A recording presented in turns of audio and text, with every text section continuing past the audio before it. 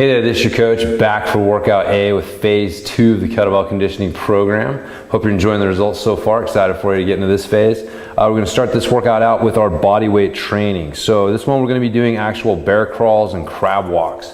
So we're going to be starting to do some moving. So we want to still apply all the lessons we learned from our marching stuff. So for the bear crawl, what we're going to do is you're going to start out, get up on your toes, kind of bring your feet in a little bit in a good strong balanced position. And then what we're going to do, you're going to opposite hands and feet move together. And we're looking for 10 paces forward and then 10 backwards. Now we want to keep our opposite sides connected. So I don't want hand, foot, hand, foot. I want hand and foot coming off the ground and moving together. So both forward and back with that one. And then same thing with the crab walk. We're gonna go forward and back as well. But again, we want the opposite hand and foot moving together, using our hands to push us forward, not trying to extend our feet out. That's kind of the big mistake people make with this, is they try to extend their feet out and they get the base too far out. So use your hands to push you forward, and then you can use your feet to kind of help push you back, but you're still using those arms. We want those opposites working together. So again, looking for 10 paces forward and back with your bear crawl and your crab walk, and then we're going to work on our front kick throughs. And so for the front kick through, you're going to get set again in your bear crawl position. You're gonna step one foot up. You're gonna frame that hand, pick that hand up off the ground, and then the foot comes through and kicks through that hole. Come back and back. So forward, hand comes up, leg kicks through, back and back. Foot comes up, hand comes off, leg kicks through, keeping the shoulder down away from the ear. We don't want this happening. Elbow stays locked out. And back.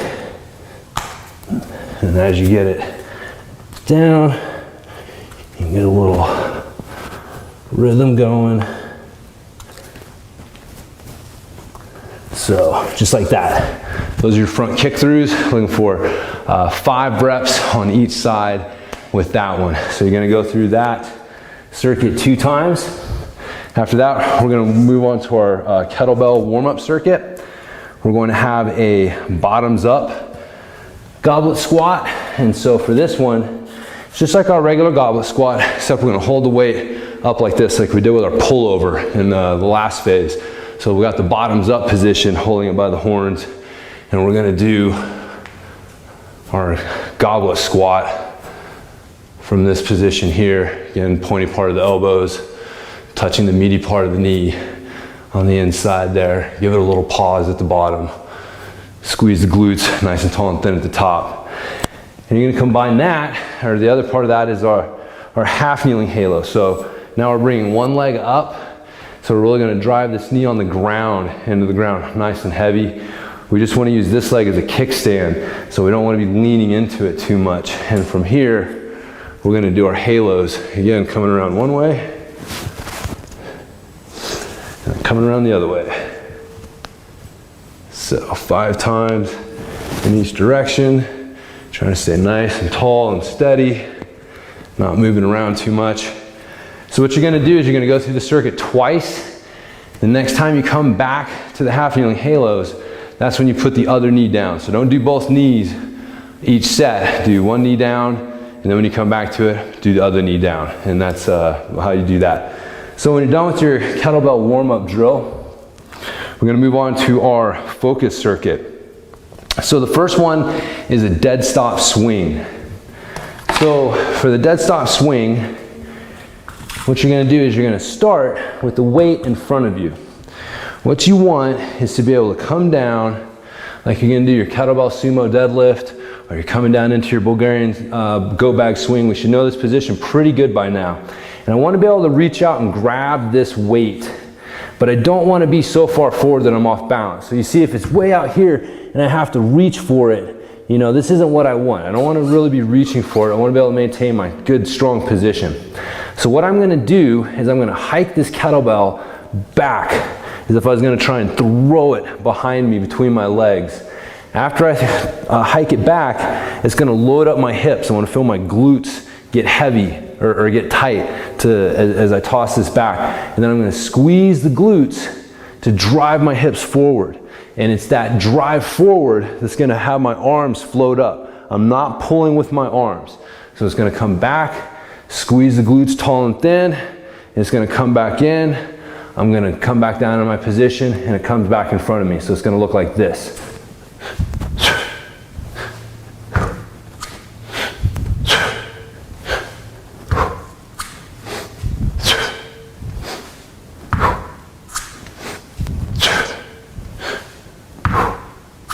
So that's what the dead stop swing is going to look like. You want to maintain that good, strong position that we've learned in phase one from doing our Bulgarian goat bag swings and kettlebell sumo deadlifts. So this is just a dynamic version of those exercises.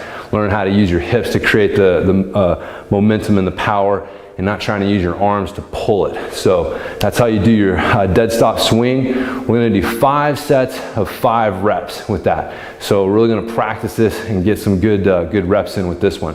The exercise that we're going to combine with this is a side press. So for a side press, you're going to bring the weight up to your shoulder press position. What we're going to do is you're going to do your shoulder press, but as you press up, you're going to lean over to the side just a little bit, and then you come back underneath the weight, and then you bring it back down. So you press it as you lean over to the side, back up and down. Now it's real important you don't twist. So imagine you're between like 2 panes of glass, and as I press this up and I lean over, I can't twist as I do this. Back up and back down. So press it up, back down. So make sure you do both sides with this as you're doing it. And again, like I was saying, you know, as you press up, you want to make sure that you stay in line. You don't want to start like twisting or leaning or doing some weird stuff. So if you really struggle with this one, you can stick with your regular shoulder press, but this is a really good variation of the shoulder press, and really start giving some good core work as well. If you feel comfortable doing it. So recommend it if you can. So again, we're going to do 5 sets of 5 with that one as well. So once you've done your the focus circuit, gotten through that, move on to the secondary circuit. We've got a reverse lunge to start out with. So reverse lunge is basically a dynamic split squat. So you're going to start standing up.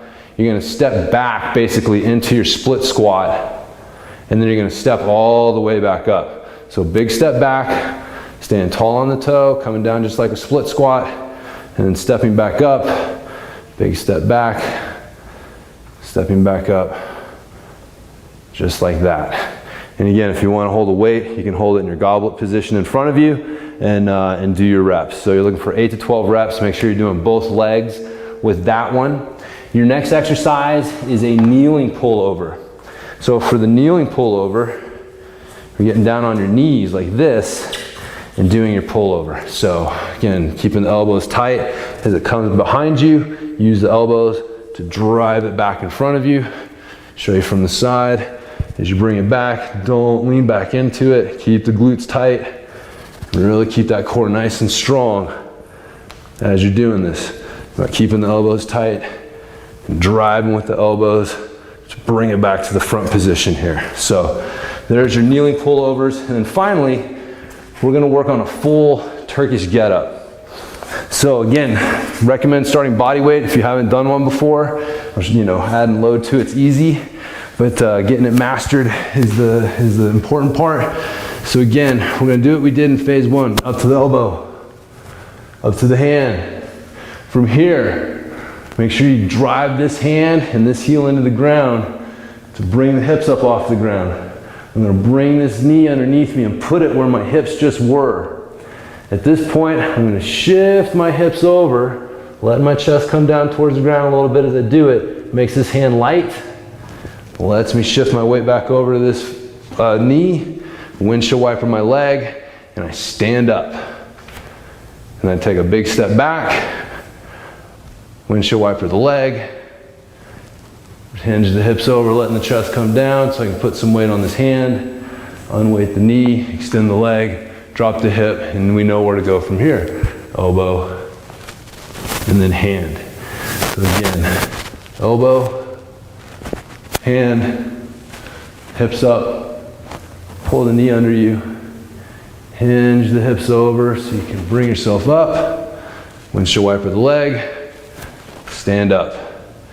Big step back, windshield wiper the leg, hinge the hips over to get the hand on the ground, extend the leg, drop the hips, down to your elbow, down to your back. So that's how you do a Turkish get-up. And again, adding load to it, you just get it up in a position just like you did with the half get-up in workout A, in phase 1. And add load to it that way. But really just make sure you got it down, getting a body weight, even balancing a shoe on your fist at first can really help. But yeah, really master the movement before you look to add load to it. And then finally, we're looking for, 1 to 2 reps on each side with that. So I recommend switching, so even if you do 2 reps, like do 1 on one side, 1 on the other, and then go back and do 1 on the first side, and then go back and do 1 on the other. So don't do 2 continuous reps on the get up at first, because you don't want to be too fatigued and stuff like that. So anyway, so that's how you do the get up. You're going to do 2 rounds of that circuit, and when you're done with this, we're finished with the secondary circuit, and we got a new cardio flow drill for you.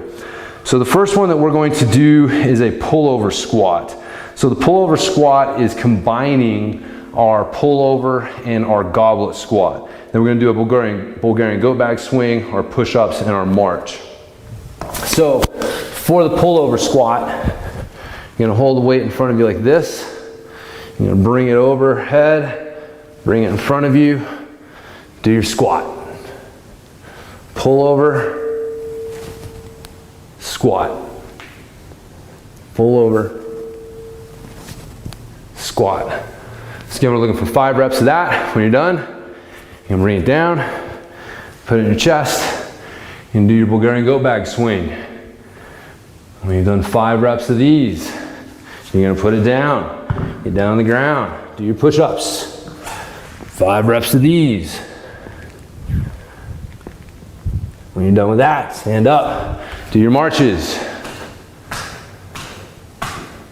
When you're done your 10 marches, grab your kettlebell, pull over squats, Bulgarian go back swing, push-ups, marches. So again, pretty similar format to what we did in phase 1. We're going to start out with 8 rounds, add 1 round each week, and then week 4 either stick with 10 rounds or go back down to 8 to give yourself a bit of a recovery before next phase. So that does it for workout A, and I'll talk to you in the next one.